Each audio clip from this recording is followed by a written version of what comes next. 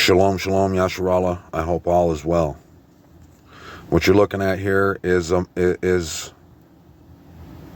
this movie called Seven Splinters in Time, and I just put together 28 minutes of a video that I was making about this, that has some pretty life or death information in it, and for some reason it cut off, and that's never happened to me before. And when it cut off, I realized after I looked at the video that you can't see what's going on. It doesn't, the camera's not picking up the video part of it, but you can hear what I'm saying, and you can see I put the closed captioning on the video, on the movie, so you can see the things I'm talking about. And I was getting ready to end it right there anyway, as far as the movie part goes.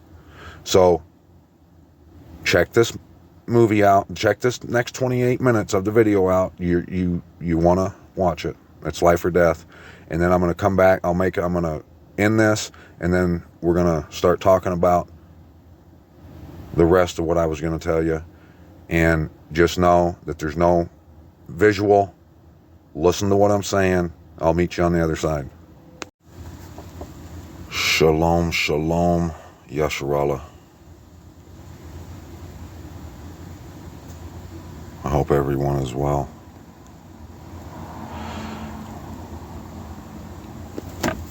What I have to try to show you tonight, it's not,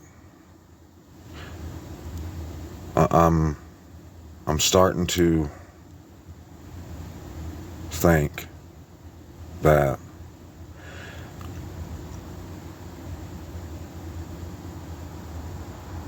that seeing the highway, it is maybe something that you're not gonna see, and maybe it's just meant for me.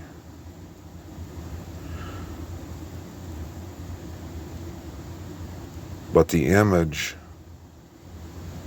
of the beast and Babylon and the beast and their identities, what and who they are, is something that I know that I have to try and relay to you.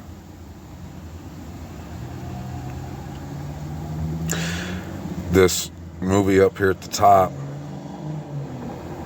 where this guy is in the suit there at the very top with the white background, that's a movie that I just, if you want to say stumbled upon, however you want to say it, I won't speculate, but it's named The Seven Splinters in Time. And I'm not gonna play clips of it. I'm gonna try to keep the volume off. I got the captions on, and I'm gonna just go through a few key spots in it, and in hopes, doing so, I hope that you can get an idea of who the image is. And I know that most of you probably feel like you know who the image is, and it's not okay, but there's nothing I can do about that. All I can do is keep trying. And if you, and I hope that you guys see it, because it's life or death. So this movie is about, it's about the image of the beast in Babylon. And what I'm realizing is that a lot of movies, lots of them, lots of things that you would never believe is about the image of the beast and Babylon. And the reason you can't believe it, the reason you probably won't believe it, is why this is life or death. The fact that you don't believe it is that it what that says is that you don't see it. So I'm hoping that you turn your ears on, and I'm hoping that you open your eyes, that you use them, and you listen. And you know, I know some of y'all love me. You know, my sisters, Tarina, Bethany, you some of you guys, I know you guys know that I wouldn't just say that if it wasn't true. I wouldn't lie to you. This is life or death. And while I have the opportunity, the blood pumping in my veins, in the air in my lungs, I'm going to try as hard as I can to get you guys to see this.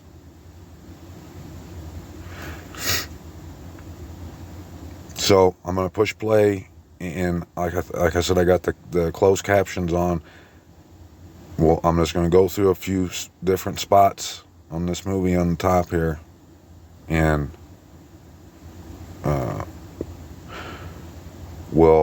I'll discuss each spot as they come.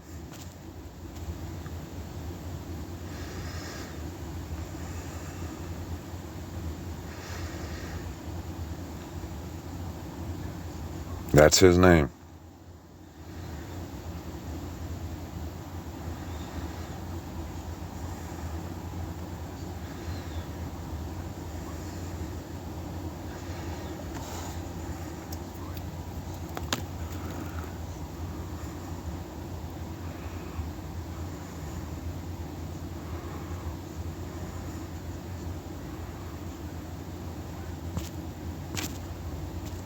Did you see that?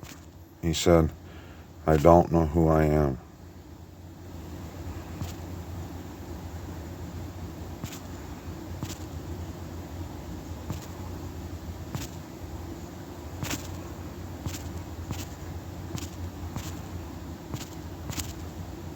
You'll have to bear with me too, because like I said, I don't want to. I want to make this last. I want to make this work. I'm trying my hardest to make this work for you guys. So you just have to bear with me. I might have to rewind it and go back and forth a little bit, but life or death.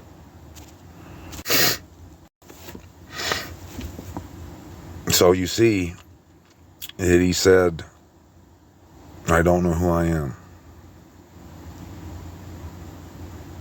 And I've been telling you that well, I've been telling you what the image is. You should remember the image. The image is, it's the beast, okay? The first beast was the original Yasharal. It was her when after the Most High brought them out of Egypt and got them, and they were dwelling in their land that he promised Abraham, Isaac, and Jacob. And they were there, and they celebrated the appointed times. They were there living with Abba. Abba lived with them. And eventually Solomon made the temple, the house of the Most High. And I don't know for sure, but I would say it was Solomon. He might have been the one that brought Babylon in. He brought the daughters, the foreign daughters or whatever, in, and they started to worship other false deities. And now they did that out in the wilderness too with the golden calf, and Abba killed them. But the first beast was when everything was intact before Babylon came into the set apart place, and no, let me back that up. The first beast is after everything was intact. At first, when they got to the set apart land, they had everything intact. They did that which was continual. They celebrated the appointed times at their appointed times. and they lived and dwelt in Jerusalem, and they all had their own plots of land and everything. And then when Solomon or whoever it was brought Babylon in, and they started to worship and do the things they weren't supposed to do, that's the first beast. I apologize for what I said just a second ago. I misspoke. The first beast was Yasharal, or Israel, however you want to say it, Israel, before they got booted out. It was who they were that caused Abba to boot them out. And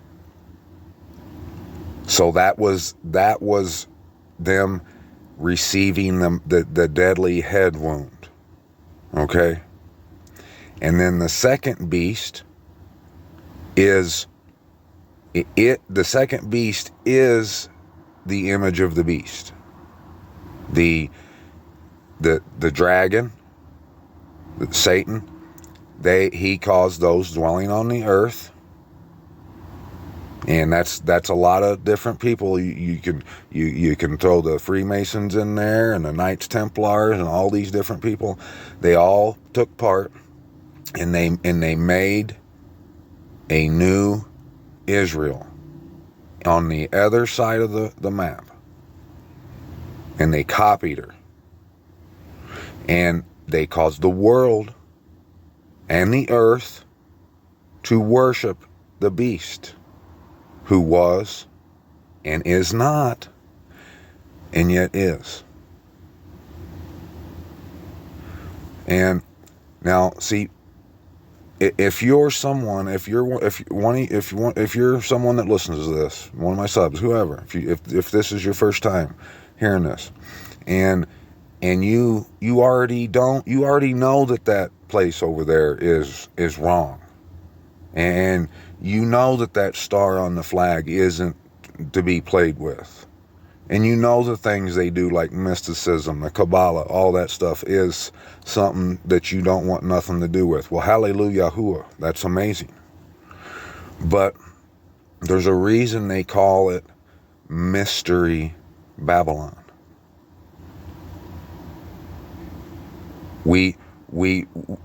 There's a reason that it's necessary to understand who the image is and who it ain't. There's things that Mystery Babylon does. There's her tentacles with the image. It reaches in all areas of life. So what you need to see in this movie is, okay, like I was just saying, there's like a lot of movies. It is based on the image of the beast and Babylon and all that stuff, but the majority of the world, they don't know that. They think it's based on this guy's doing this and he's whatever. You know, they take the story because it's wrapped that, and this is what Babylon does in the image. It's wrapped in a fictional story with character names, and at first glance, just like someone who would look at Messiah and say, born again. What? Why? How are we supposed to go back in our mother's womb and come back out? Those people, which is most people, they'll look at these movies and they'll say, well, that's about Darius Lafarve or whatever, this guy's name. It's not. It's an abstract in the Babylon, the story of Babylon, and the image of the beast it's hidden in this movie.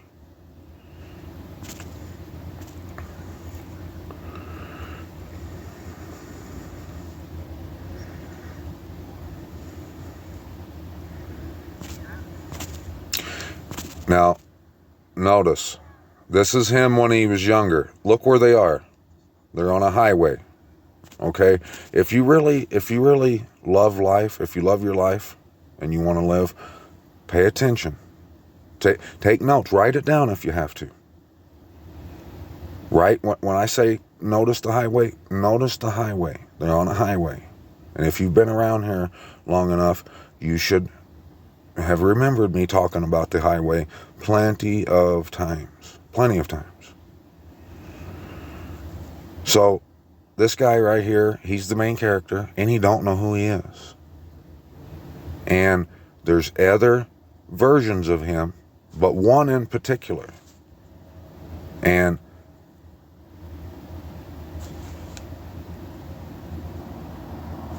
you'll see. Now, so you know, this movie, if all the people that'll see this movie, if they've watched it, you can look at the comments, like, and I'll show you my comment, because I don't care anymore. I'll show you what I wrote. But look, this lady right here, or this guy wrote, that's Lynn Cohen. She played Mags in the Hunger Games. Well, that's great. That's great. Here's mine. If only people knew what this and so many other movies like it is really saying. Story of my life. And look at this comment. This screenplay is exactly what you say. Film is a form of time travel. You say it's a form of bricolage. You're cutting up time. It's like a collage. Weird but interesting. Who sees something in the road, they're trying to like break it down like a lot of people do, and like you should do. And that's another thing I wanted to say. Like, have you ever, you know how have you ever watched like a mystery movie, like where it's one of those thunker movies, and you're like, wait a second, and you put pieces together, and there's clues in the movie so you can know who the killer is, find out who the killer is, or whatever the story is. That's what Babylon is. That's how you have to look at Babylon. You can't. Like those people who I was talking about the other day, who say, come out of Babylon, but yet there's backstroking in Babylon. They're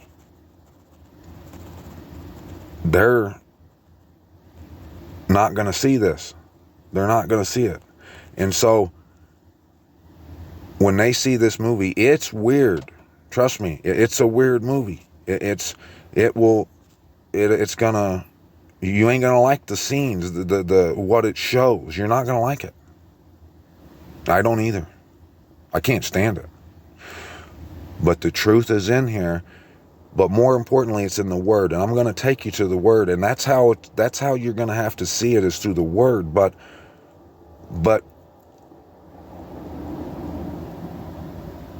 if you can understand what's being said in this movie, you seen he said, "I don't know who I am," and look, there's two towers right there, just alike, and he's the guy. He said, "I don't know who I am."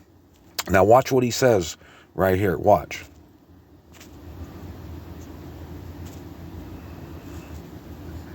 They say I'm not dead, okay? They say I'm not dead. Who says they're not dead? I just explained it to you. He said, I don't know who I am. They say I'm not dead, that I'm just a splinter in time. How is it possible to bring order out of memory?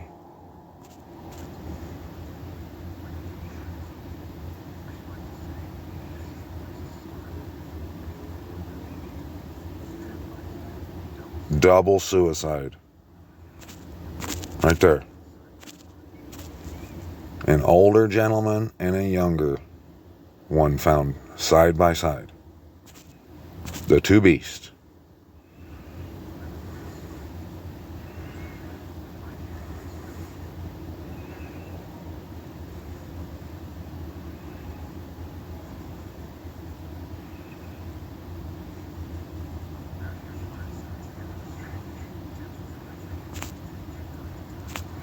Now, notice he's an investigator too. So let me try to move forward here. There's a couple places that is key to getting this. Now here he is looking in the mirror, like I've been telling you. All these movies, they do it. He's looking in the mirror. See? He gets the medicine out of the mirror. Now notice, he says more and more, the world didn't hold in place.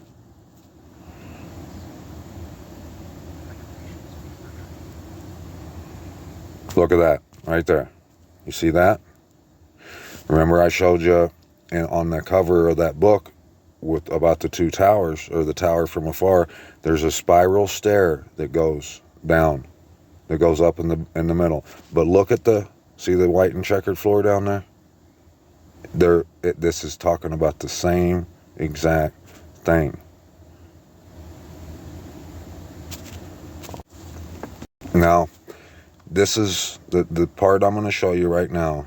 It's huge. You have to understand.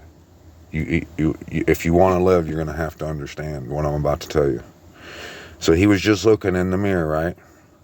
And he hears this voice, this woman's voice in the background, saying, Darius, Darius, I'm starving. Where the F are you? Okay? Now I need you to understand who this is and who this symbolizes. This is this whole movie is nothing but symbols. Who that is, it symbolizes the world.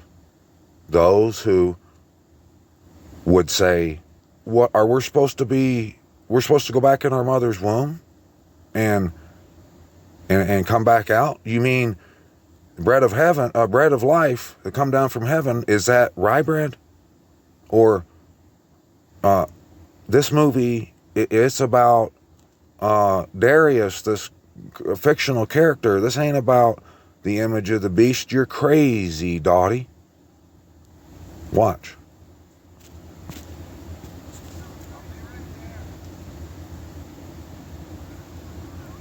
She's watching that TV. Look what she's watching. That's the woman that was calling him.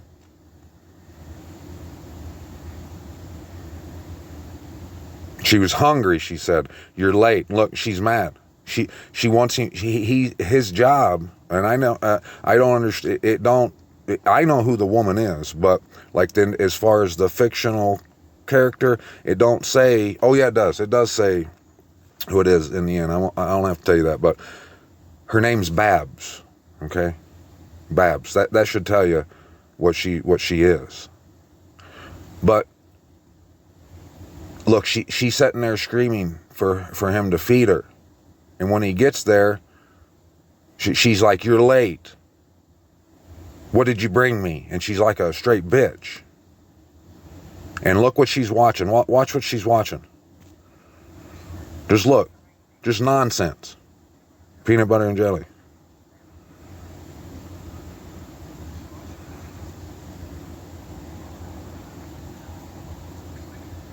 See? That's the world today. They think Babylon is America. They think that, most people are more interested in stuff like that. They would rather keep up on The Price is Right or what these preachers are talking, all this stuff. And Messiah's gonna break this down for you precisely. And if you want to live, you're gonna have to get this message. That's all there is to it. And if you're shaking your head and you don't believe me, that right there is that's a sign that's your first sign for right now that you're watching this video.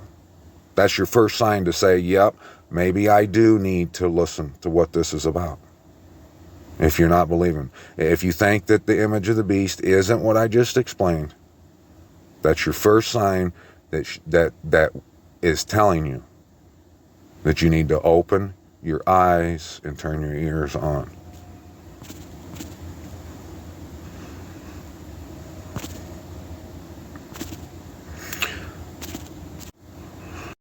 Right there. See her name? You forgot Babs. And it's more than just, it's huge because Babylon, it is all these, it's the world, it's the ideas, it's the holidays, the names, the lies, the delusion, but it's also her residence. If you live in America, you're an American, right? She's sitting there watching this, all she cares about, she's like, come feed me. Like a lot of people who will comment on this movie. They'll say, yeah, and they'll demand me to explain it to them if they can't see it. Or they'll say that I'm full of shit and that I'm wrong. They're like that woman right there, Babs. They're sitting there looking at that TV, watching some guy juggle some bowling pins or something. And that's all that matters. But what I'm talking about, it does not matter to nobody. Well, to a few. And so now, this is his boss or a cop he works with on the left. He called him down to the station because there's a dead body down there. And he says, is he a relative? The guy, what they're looking at is a dead body of someone that looks exactly like the main character, the guy on the right. And that's why he's asking him, is he a relative? And they can't figure it out, why he looks just like him.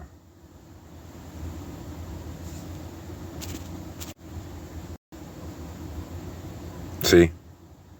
Everyone thought it was you. Everyone thought it was you. That should tell you right there what this movie's about and what I've been telling you about. Now, there's this crazy guy named Luca that's like living in that dome thing. And like I said, this movie, that from someone who ain't gonna see what Babylon is, it's crazy. You ain't gonna understand what it's even. You'll think it's the craziest movie that's ever been made. And it is. But it's also telling you what you need to know. That guy, he says, yep, that's when you know. Now watch what he says next.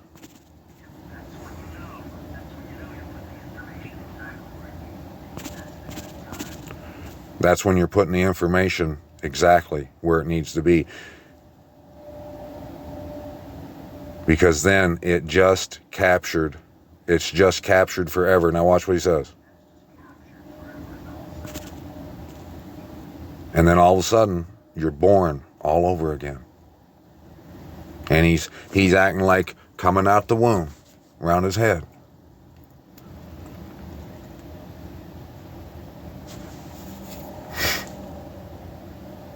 Now, I'm not going to show you the rest of it. Go watch it if you want, but be warned. Like I said, if you're not seeing this, you're just going to think you're going to think I'm crazier than you thought I was before you watched this. And that's okay. I don't care what you think about me. I don't need you to love me. I love you. That's all I care about. And I want you to live. That's why I'm doing this. Partly. And the other part is to give Abba Yahuwah, the Most High, our wonderful Creator, all honor, all glory, all praise, and all esteem. So, in this movie, towards the middle, I guess, the main character goes to a library, and the main character has this spiral thing on his arm, and he can't figure out what it is, and he says something like a navel or whatever, and the librarian's this old man, and he says, okay, so I do apologize about you not being able to see it. I'll put a link in the description for that movie. Go watch it. Do yourself a favor. Understand, like I was saying in the video and earlier, it is a crazy film. It's crazy. But it's telling you the truth. It will show you what I'm talking about, if it hasn't already. Now, what I was getting ready to say before that cut off, he goes to this library, and he's talking to this librarian, this old man, and the man, he mentions the destroyer of worlds, and the thing on his arm, the old man mentions this word right here, Amphalos, right there. And so I went and looked it up. Let's see. Let me show you what it is. Amphalos is a religious stone artifact in ancient Greek. The word means navel. Among the ancient Greeks, it is a widespread belief that Delphi was the center of the world. According to the myths regarding the founding of the Delphic oracle, Zeus, there he is, Zeus, in his attempt to locate the center of the earth, he launched 2 eagles from the 2 ends of the world, and the eagles, starting simultaneously and flying at equal speed, crossed their paths above the area of Delphi, and so was the place where Zeus placed his stone. Now that's a myth, okay? And if you look in this, Jerusalem has a story similar to this, what the Greeks had with Zeus and all that, and the Muslims do. That's why it will explain to you why the Dome on the Rock is there, and why that place that I showed you in one of the last videos in London, the place in London, that it'll explain to you why that's there, because all these different religions, which are Babylon's tentacles, they all have the same story. But what they don't understand, the one thing they're not really getting to, what these people like that Babs, what they can't understand is what I'm about to tell you. Now, in the story of John Taylor and the Hex in the City, I'm gonna see if I can't go there and it doesn't mute the mic. For some reason, I think it only mutes the mic when I go out to the search bar on Google. But if I'm on a site like this, I don't think the mic's muted. Hopefully not. But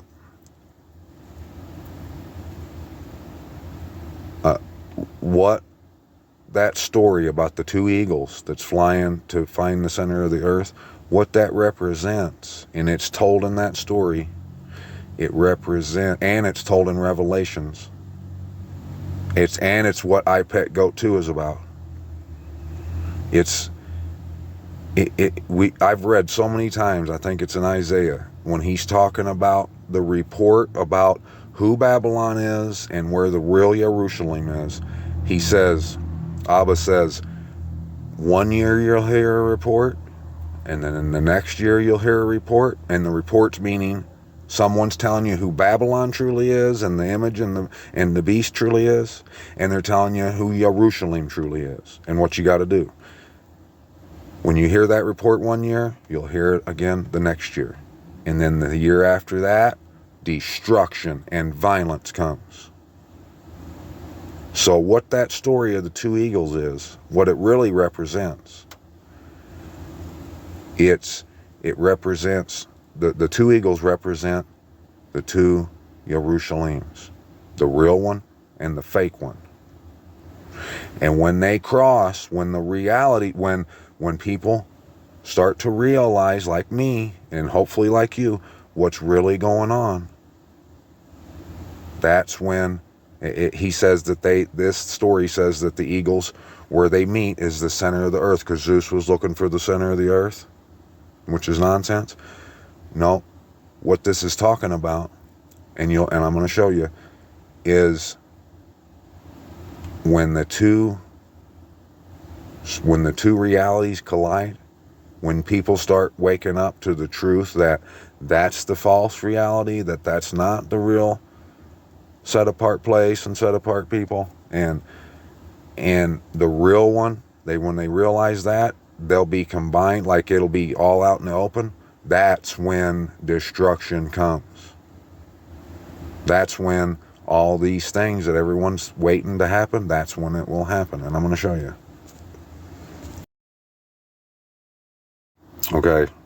Okay, so my mic did get muted, but so here's this story, okay? And I've been talking about it. I told you. It's Hex in the City.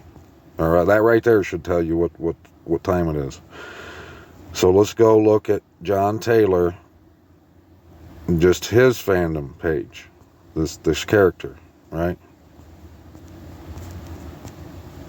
The main character of the series, John Taylor, operates as a private investigator in the night side. He is famous for his ability to find anything and everything through the use of his private eye. John is the son of Lilith, who first created the night side, and Charles Taylor, one of the men who later resummoned her. This has made John a primary target for many powerful forces, who either wish to aid or kill him, depending on their opinion of his mother. He frequently denounces her, even refusing the title King of the Nightside when given the chance. He was raised in the Nightside through though sometime in his early adulthood, he reached his breaking point. Seeking an escape, he went to the Dragon's Mouth, a drug den in the Nightside, and stayed there, indulging in mind-numbing substances and hiding from the world until Razor Eddie found him. Remember the Razor? The sovereign of Ashur? He then spent some time in Rat's Alley, but soon ran away altogether and left the Nightside for good. Now, I'm not, like I said earlier, I don't care if y'all think I'm crazy, but this story's about me, and it's not like they written this story about me personally, but they knew, whoever made this knew that the person that would finally understand this would be someone that's doing exactly what this guy right here, John Taylor, does. So I'm not saying that they wrote this thinking about Dottie. I'm saying they knew this, and this should prove to you that all this stuff's real, that Satan, he writes all these things because they knew the kind of person it would take to find this truth that's hidden in all these things. They knew. That's why they keep saying he's an investigator. He does all these things, but everything about his story, it's just like it's my life. It's crazy. Shotgun Susie went after him for a bounty and shot him in the back as he fled. They have since moved past it. And I could tell you what that means, but I'm not, there's neither here nor there. John returns to the Nightside in the premiere novel of the series, Something from the Nightside, in order to help a woman find her daughter. According to Susie, he has been gone 5 years and 3 months. However, he discovers the woman's missing daughter is a trick by the Harrowing, the group of shadow creatures that have hunted him his whole life, to lure him back to the Nightside in order to kill him. The woman's missing daughter is Kathy Barrett, who saves and takes on as his secretary. During the search for the identity of his mother, he went back in time and took whatever that thing is there. His abilities. John's gift allows him to find things that are lost or hidden. His ability, though he did not realize for the majority of his life, allows him to see everything, even the things that do not want to be seen. His gift works in both the Nightside and in the outside world, and is very powerful. Few powers and dominations are able to shield themselves from it. His gift is a particular power inherited from Lilith. It appears that when he activates his ability, he can use a form of telekinesis to give physical objects a slight nudge, and can control or push intangible energies or realities. Now see, they mix it in physical things. And like I just told you the stories about me, I couldn't do something like supernatural like that. But because I've been an investigator, because I've been hungry for the truth and thirsting, I've been able to find certain truths. I've been able to realize certain things ain't what they seem, and I can move them out of the way so the truth can come in. That's basically, you have to be someone who knowed Messiah wasn't saying that a man literally has to be born again. You have to be someone like that to understand what I'm talking about right now. John spoke to the manifestation. When John spoke to the manifestation of his gift, he was told that the gift is far more powerful than anyone could have imagined. This could be referring to how John can control the world when he activates his inner eye, which implies he may be able to use his power to shape reality itself. While John's gift can accomplish almost anything, excessive or intense use takes a heavy toll on him, and him physically and spiritually. Activating it too many times in too short a span of times causes nosebleeds, headaches, and sharp pains. He also runs the risk of being noticed by his pursuers upon its activation, as it acts like a beacon through time and space leading directly to him. What that's talking about is when I see this truth, that's why I'm on here right now. I told you earlier, I love you. I need you. I'm doing this because I hope, for one, mainly I'm doing this to give all esteem off my face to Abba Yahuwah. But secondly, just as much as I love you, and I'm trying to get you to see the light, see the truth. So what that last part was talking about is when I see these truths, I come right here and get on here if I can. And I try to relay it to you. Even though I know most people are going to think I'm a jackass and retarded and insane and full of shit. I know this, but it doesn't matter. I still have to do it. And when I do it, and I put it out on YouTube, over the internet, and on Facebook, my pursuers, the enemies, they see it. They're waiting for someone to find out this truth. Trust me. So it's not like this is my hobby that I'm actually risking things by telling you guys this. But I don't care.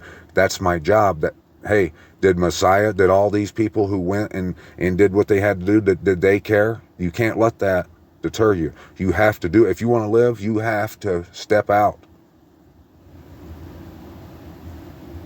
And you got to be body, suited and booted, baby.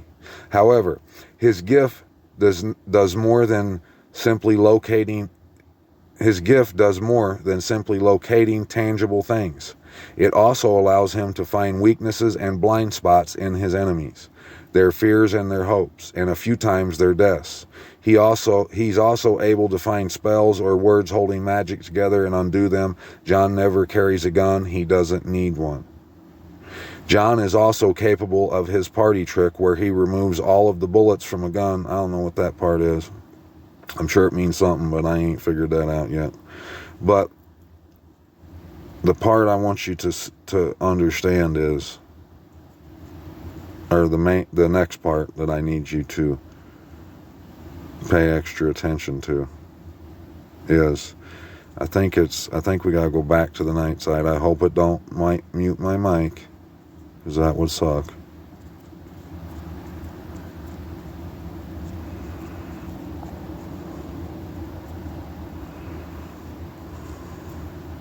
Yeah, we'll see. Hopefully not.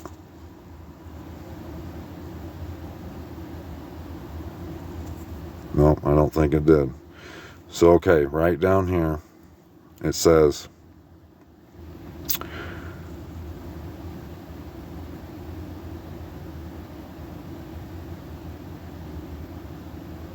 and I've been warned that uncovering the facts about dear old mom could be a very bad thing, not just for the night side, but for all of existence. Still, I can't stop. I'm John Taylor. Finding things is who I am. It's what I do, whatever the consequence. But look right here, he said, not just for the night side, but for all existence. That's what that story of the eagles means. That's what I just was telling you. When the truth of this comes out, when I reveal, when whoever finally says, oh my gosh, Dottie, you're exactly right. And they realize that the image of the beast is what I've been trying to tell you. And I'm not trying to tell you so I can say it was me. I could care less about the credit. I don't want no credit. I want for you to live and come out of Babylon. That's what I want. But when someone finally does, and they start realizing this, which I'm thinking ain't going to be too much longer, when they do, that's when all hell is going to break loose. Guarantee you. And I've seen it in Scripture. You're going to see, I'm going to go show you right now.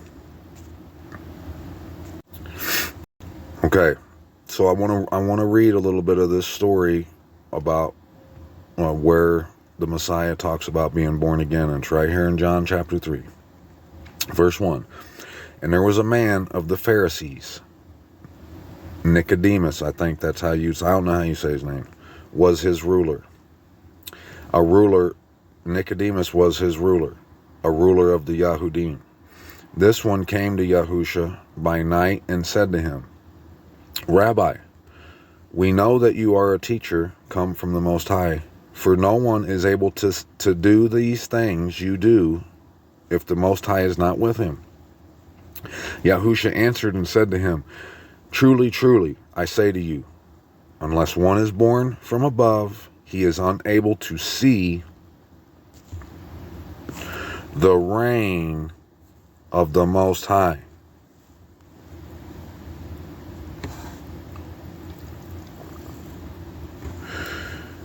And you're not going to see Babylon or the image of the beast unless you're seeing the reign of the Most High. Nicodemus said to him, How is a man able to be born when he is old? He is able to enter into his mother's womb a second time and be born. So you see, that's that guy right there. Whoever said that is like the majority of the world. They're like that woman Babs on that movie. They're like, I've told you this before. Most of my family won't talk to me anymore. They don't want nothing to do with me. They think I'm crazy. They think I'm a lunatic. And I get it. I mean, I get how if you don't see the reign in Babylon, how the truth of it would be so hard to believe. I get that. But this is what I don't get. And it's you need to understand this principle if you want to get the truth and see the truth. You know why my family, all those people in my family, they think I'm crazy and they can't understand. They don't think that what I'm saying is true. You want to know the one thing that keeps them from seeing the truth in what I'm saying. What that is they don't care. Because not one time has anyone said, they looked at me and said, really? What are you talking about? Show me. And they've never, not one time, let me sit down and say, see this, and this is why this says this. They've never did it. They say, he's crazy. And this is Key Mishpachah. And the reason for that is, it's because they don't want to come out of Babylon. They love their life. They love their job. They love the money. Honey. That's why. They won't take a second, a couple minutes to just say, what are you talking about, brother? Or son? Or friend? None of them. So, if you want to get this, if you can't see what I'm talking about, but yet you say you love your brother, or you say you're 144, or you're Yasharal, or or you're going to heaven, or you're going whatever. If you can't take a minute to just honestly rub your chin for a second and go, what's he talking about? Let me look. If you're way past your eyeballs in Babylon, if you can't do that, and that's why you'll die. You will die. I promise you. Yahusha answered, truly, truly, I say to you, unless one is born of water and the Spirit, he is unable to enter into the reign of the Most High. Now, most people don't know what that means when he said born of the water and of the Spirit. I've been telling you, the water, it represents the truth. That's what being baptized represents. It means you were full of light. You were walking around in darkness before, and of lies. And now the truth has set you free. When you come up out of that water, you've been washed clean of all that. It's not, the world thinks the way Babylon wants it to think. The world thinks it's some kind of like magical happening, like if I go get baptized, now I'm good when I come out of the water. They don't think about what it really means. It's symbolic, like those movies are, like the figures of speech, like the hidden manna. That's what it means. It means that you got to come through the water to find the truth, to find the rain. You ain't gonna see it unless you're looking for the truth. That's the same reason he says, and the Spirit, because the Spirit of the Ruach HaKodesh, if you're walking in the Ruach HaKodesh, it means you want the truth. If you're walking in the Ruach HaKodesh and you're listening to this video right now, you are going to ask me why if you don't know what I'm talking about, or you'll go look for yourself if you don't know, to see if what I'm saying is true. That's walking in the Ruach HaKodesh. If you don't, you might as well quit saying that you're walking in the Ruach HaKodesh, because you're not. That's just the truth. You haven't been born of water and of Spirit. It's simple. It's simple. But it takes effort. It takes love. Loving commitment. You have to be committed to loving if you want this truth. That which has been born of the flesh is flesh, and that which has been born of the Spirit is spirit. Do not marvel that I said to you, you have to be born from above. Yeah, and if you're someone and you still can't see it, don't marvel about it. And this is why.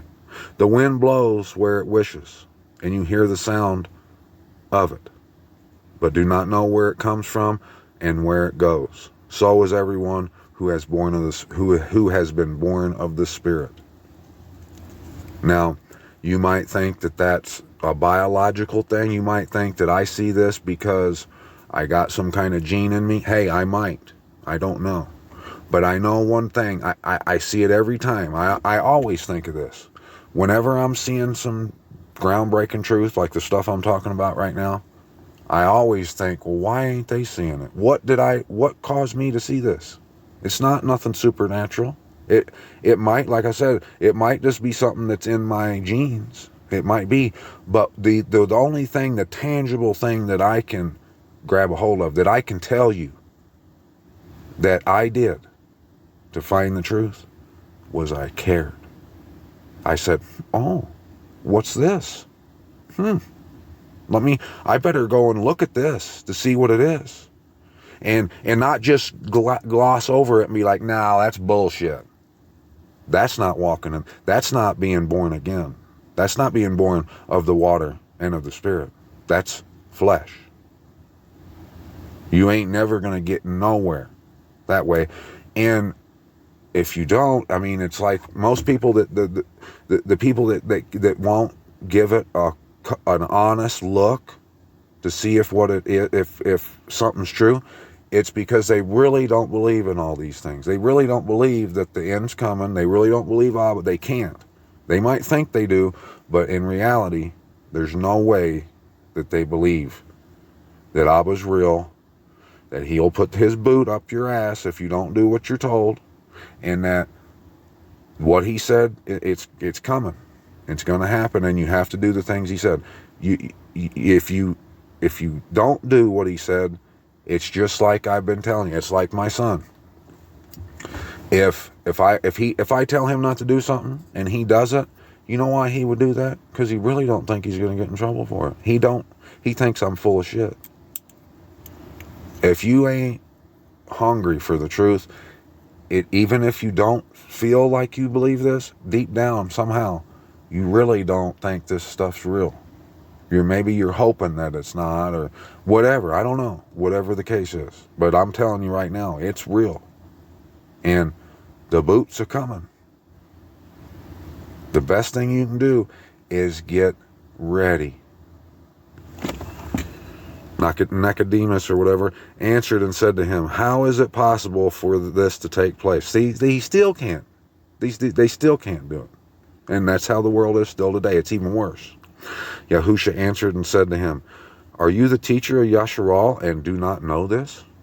Truly, truly, I say to you, we speak what we know and witness what we have seen, and you do not receive our witness. Because you don't care. He's still asking. And see, this is the problem right here. What I was just saying. They don't care. That guy right there, Nicodemus, he asked him one time, he said, born again? You mean we're supposed to go into our mother's womb and do it? How's that possible? Yahusha and he explained it to him some more. And again, he said, how is this possible? How can this take place? Let me tell you the problem if you can't see the problem. When he said the next time, he asked him again, he still couldn't understand, how is this supposed to take place? Take that out. Take that assumption out and replace it with a question.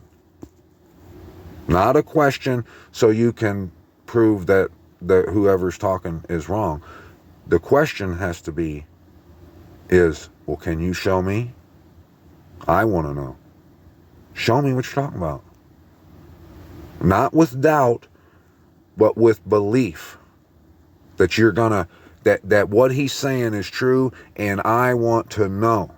The world, they doubt, they don't believe, they think everyone who speaks this stuff is full of shit. But yet they all say they follow the Messiah, don't they? There's not very many following him. That's why I made that post the other day. If it wasn't for the miracles, or the bread, or the wine, they wouldn't follow. Yahusha answered and said to him, oh, we just read that part. If you do not believe when I spoke to you about earthly matters, how are you going to believe when I speak to you about the heavenly matters? And no one has gone up to the heaven except he who came down from the heaven, the Son of Adam. Now, if you go through and you read, like when in Mark, when he's getting people, like when he goes up to the boat and he says, come with me, I'll make you fishers of men, you can see that what brought the majority of the people that followed him was the miracles. And they wouldn't have been there if they wasn't the miracles. They would do him just like they do me.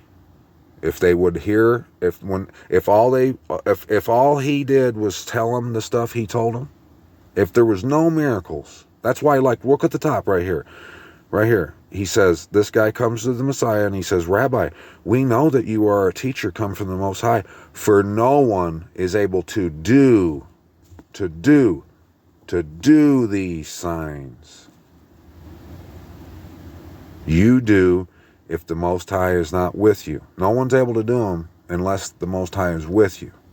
So they knew. Okay? So if it wasn't for the signs, if he wouldn't have did the signs and the miracles, to open the blind eyes and stuff, this guy right here would have never came to him. Just imagine if that guy came up because he heard Messiah talking but never seen, he didn't know, they had no thought that Messiah had done any miracles. Just imagine if he came up and approached Messiah and Messiah started telling him about being born again. He would have laughed. He would have ran. He would have laughed, all kinds of stuff. So that's why Messiah did those things back then. And that's why we don't today. Yeah, we're opening blind eyes. We have the ability to do that right now. But it's crunch time. If I was out here, or someone like me was out here healing and making loaves of bread and stuff up here, people, it wouldn't be genuine. People would be following for the loaves of bread. Right now, it's crunch time. You need to hear the voice of the Most High, and you need to obey. That's just how it is. So, I'm going to put the link to that movie, okay, in the description below. And I hope you go check it out. But like I said, I warned you, it's crazy, and there's some gruesome kind of stuff in there. I don't think I've seen any nudity. I don't think. Well, it does show like a couple guys, and it lets you know that they're nude, but it don't show anything. It just kind of just the side of their chest or something. But go check it out. But in that movie, okay, it mentions the destroyer of worlds. It mentions Hotel Babylon, Babs, all kinds of stuff. But at the end of that movie, I was thinking about what I said in the beginning of this video. I said that, maybe getting on the highway and coming and doing all this, maybe it's just for me. But I have to do all I can to help anyone see the truth of Babylon and all these. I have to. But what made me think that maybe it's just for me to get on the highway and all these things was what I started thinking about after I watched that movie. It keeps showing the highway. It shows a deer stand. It shows all the symbolism of everything I've been talking about. And this girl, the woman he ends up getting with or whatever at the end, she remembered him from like who he was before, and she's like trying to get him to remember that they were together before. And she says, "You used to call me your sparrow." And then he starts remembering like writing down the sparrow and whatever. And this here is going to give you an example of how I do it. There's no superpowers here. I'm just an everyday Joe when it comes to abilities like this. I ain't no better than no one else. I'm an epic dumbass. Right. So, but when I was thinking, hearing the sparrow, because I'd seen all the things, the highway, the destroyer of the worlds, all the other references to the things I've been shown. But I didn't remember what the sparrow was. I said, there's got to be something to that sparrow, because it keeps mentioning that. So I went to the Bible, and I typed in, I'll show you what I typed in, right here.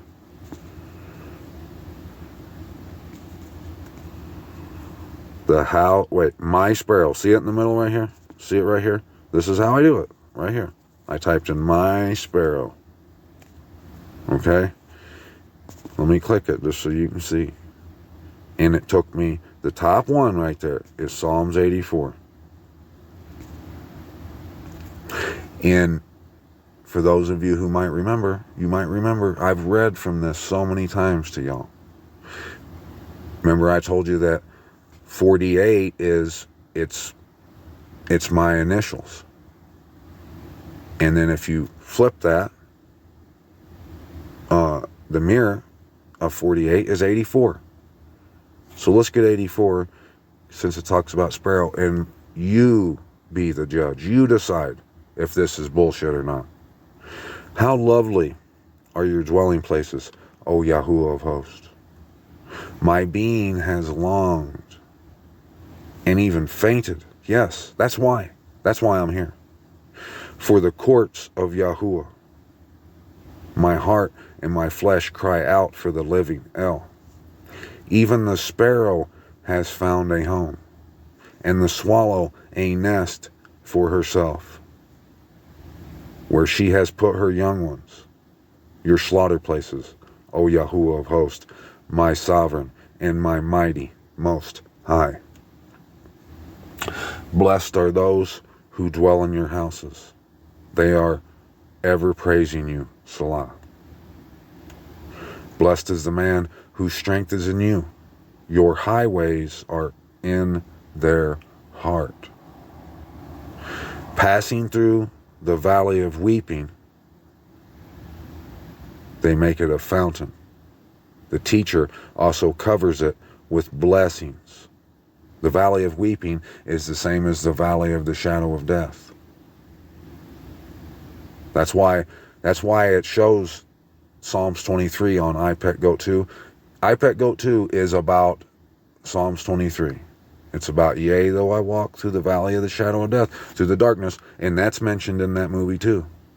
The librarian tells him when he's like towards the end, the main character's like, I gotta go save her and do all this, and the main character's like, just go back to the darkness and live like the rest of us do, and have sex and drink beer and eat food, and don't worry about all these things. Go back into Babylon and bury your head like the rest of us. That's the valley of the shadow of death.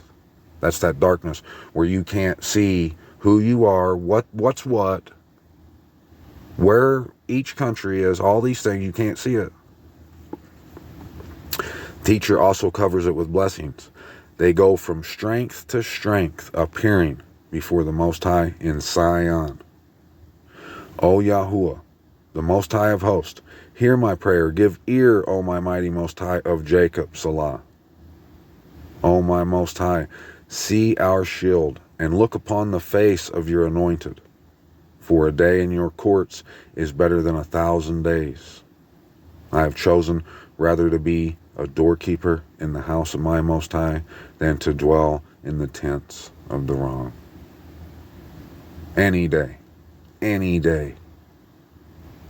For Yahuwah, the Most High, is a sun and a shield. Yahuwah gives favor and esteem. He withholds no good matter from those who walk blamelessly, who care, who actually seek the truth and seek Him.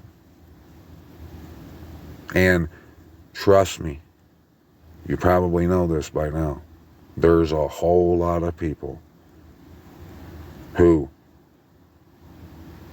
pretend to do those things, and they're just pretending. That's why I said this is what separates the wheat from the chaff. It's why it says Babylon is a threshing floor in the time of her end.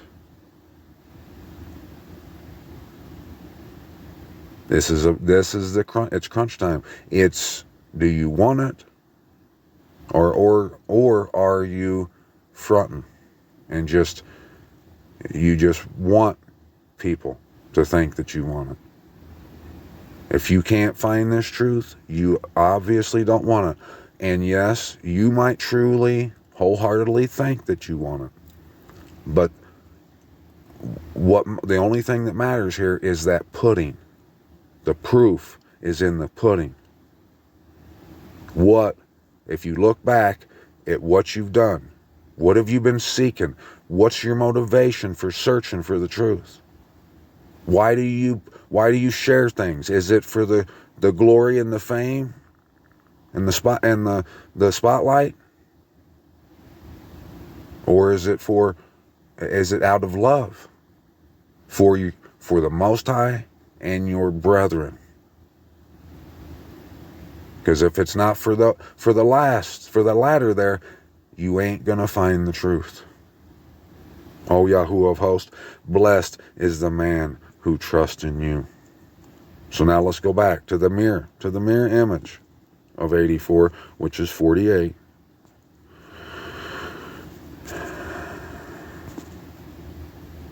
Great is Yahuwah, and greatly to be praised in the city of our Most High, his set-apart mountain.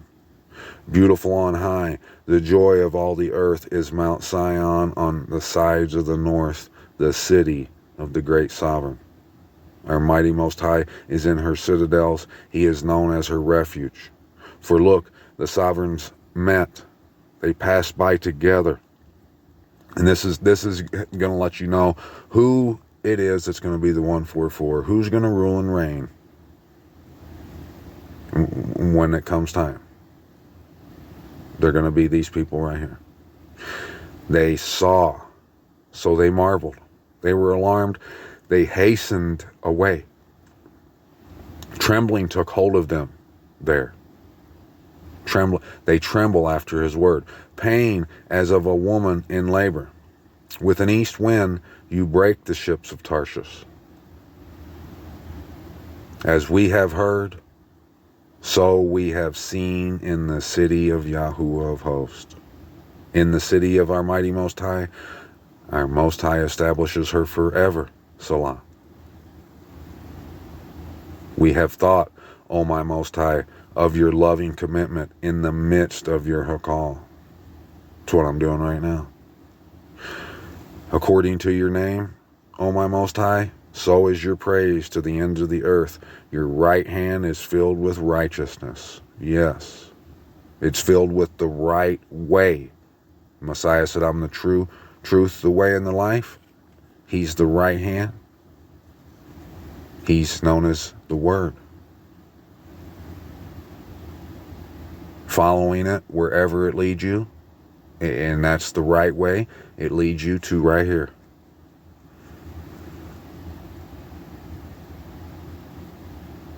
Let Mount Sion rejoice. Let the daughters of Yehuda exalt because of your right rulings. Walk about Zion and go all around her. See, sis, I wasn't lying. I'm counting her towers. Set your heart upon her rampart. Go through her citadel so that you report it to the coming generation. There's that report. And we're going to see it here in just a second. That's the report. Report it to the coming generation. For this, my mighty Most High is our mighty Most High forever and ever. He himself leads us even unto death. Right here. Jeremiah 51, verse 46. Unless your heart grow faint, and you fear the report heard in the land. For a report shall come 1 year, and after that, in another year a report shall come. So 2 years. And then on the 3rd year, and violence in the land, ruler against ruler.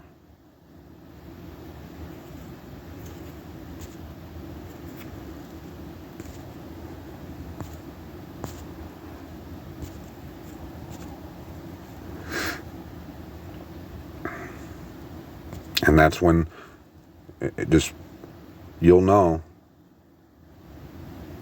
that if you can hear the report and your heart don't go faint, and you understand what the image is and everything, and then you see all this violence and everything coming upon the land, you'll know that's why it came. Revelations 18. And after this I saw another messenger coming down from the heaven, having great authority, and the earth was lightened from his esteem.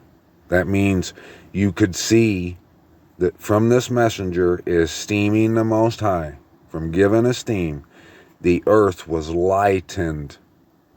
It's what I'm talking about.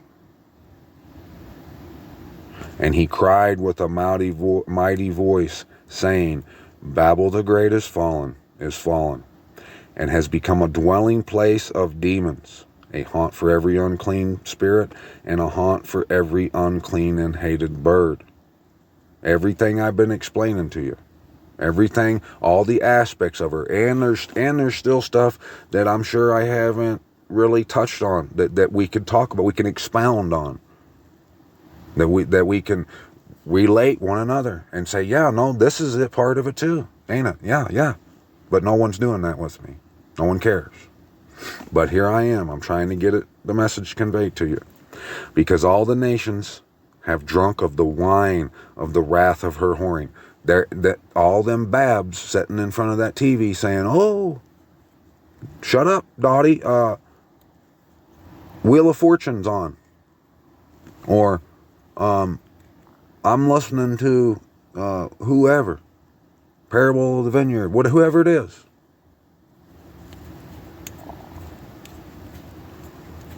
And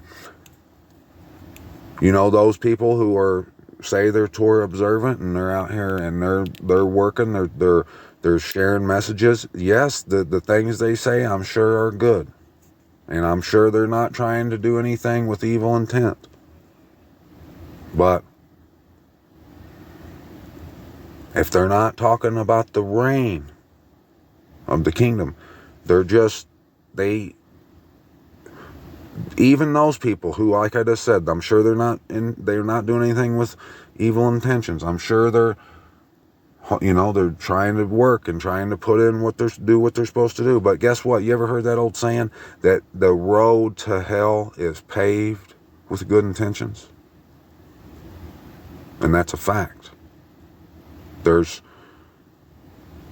a lot of people doing a lot of things. But if they're not preaching the reign, it means that they're in Babel. And Babel is the reason, their choice, that they've chosen. Because, like most people, when they see me talking about that movie or whatever, they're not going to come listen to this. They're going to say, I'm not touching that. And this is the reign. This is talking about the reign. But they won't touch it because they're like that man we were just reading back there. They're not going to understand. They think it's rubbish. They think it's sinful. They think it's whatever. But if they had been born again of water and spirit, they would be saying yes. Oh, yes. They would be screaming just as loud, if not louder, than I am.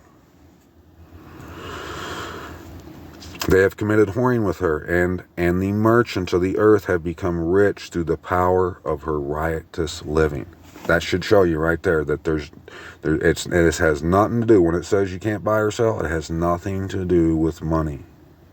It doesn't have anything to do with they're going to come and say, you take this mark or you ain't going to be able to go to the grocery store. It's not. They might do that just to fool you even more. That's not what this is talking about. This is talking about what I've been talking about this whole time.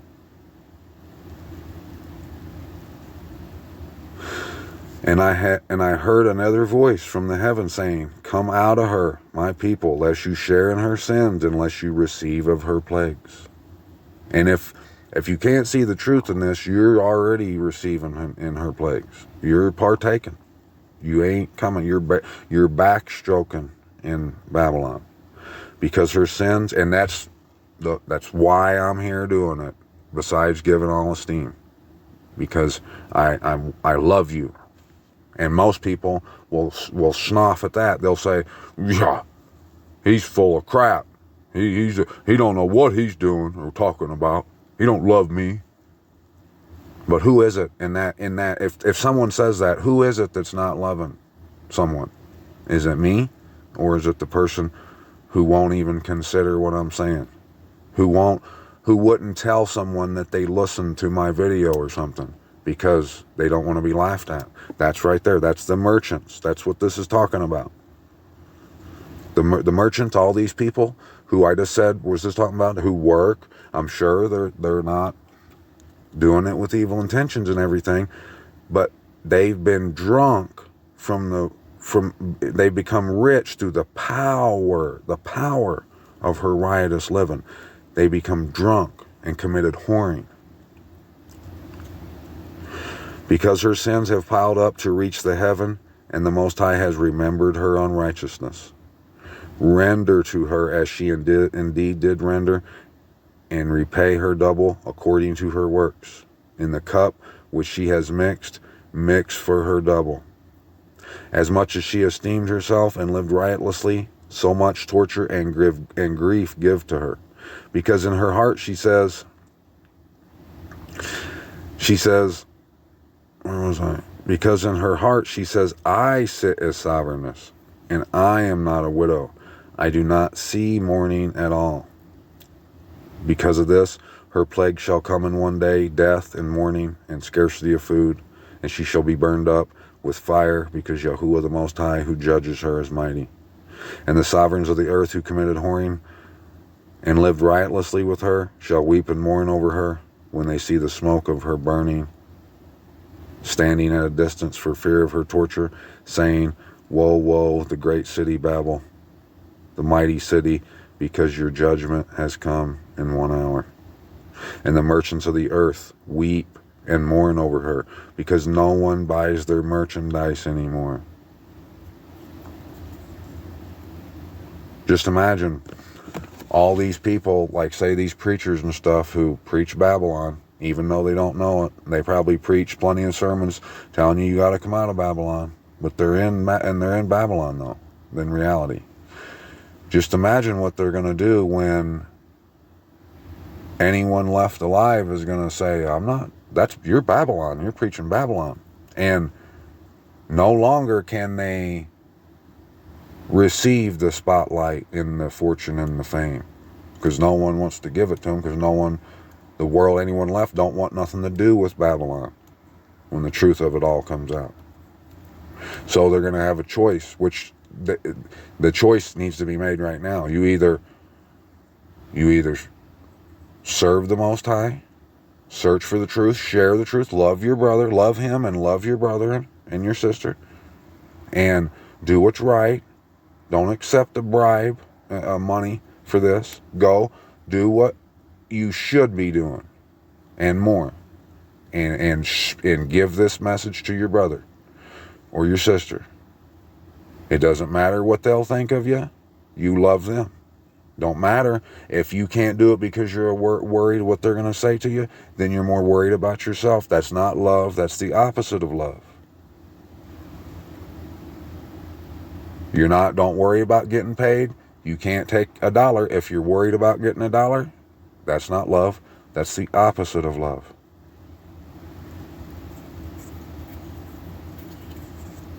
This gift is freely given. It's freely received. You got to give it back for free.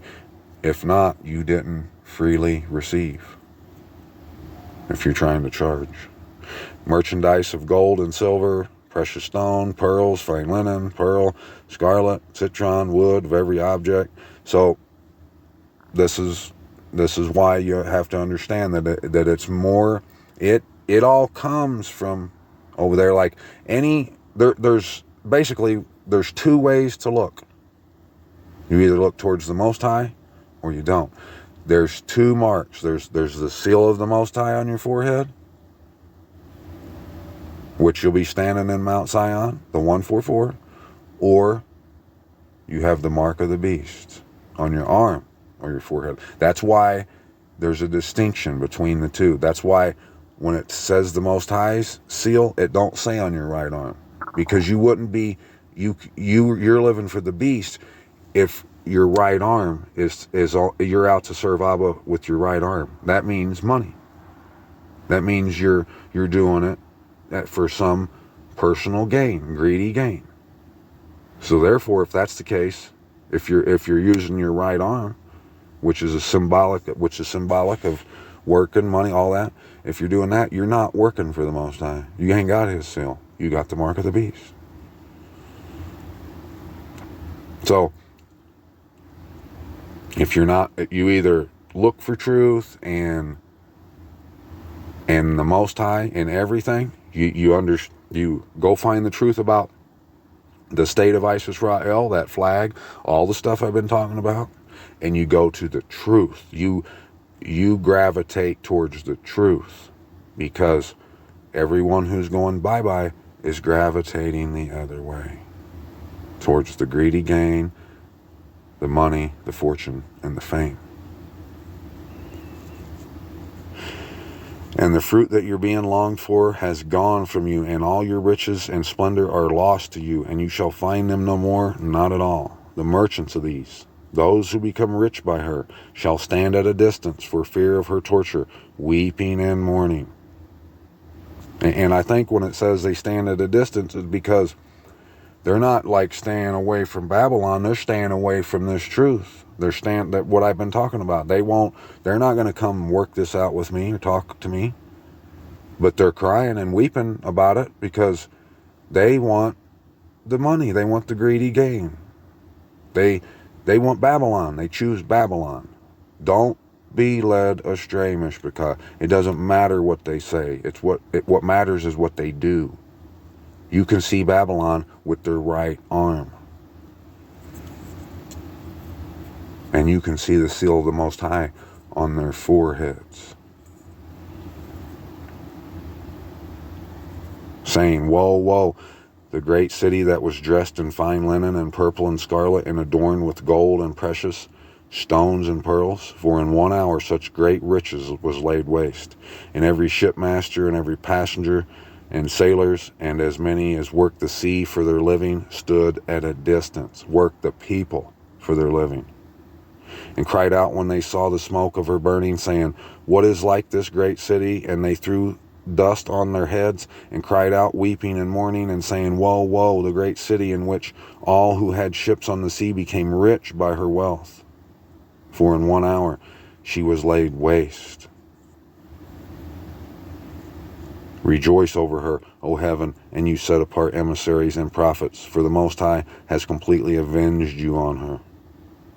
And one mighty messenger picked up a stone like a great millstone, and threw it into the sea, saying, with such a rush the great city Babel shall be thrown down, and shall not be found any more at all. And you should know the rest. Hopefully you got the memo just now, and you should know why he's going to say the harpist, the music won't be hurting you anymore. If you go watch that movie, it mentions all this stuff. The harp, the stringed instruments, the highway, the deer, the sparrow, all those things. The destroyer, Babylon, everything. So,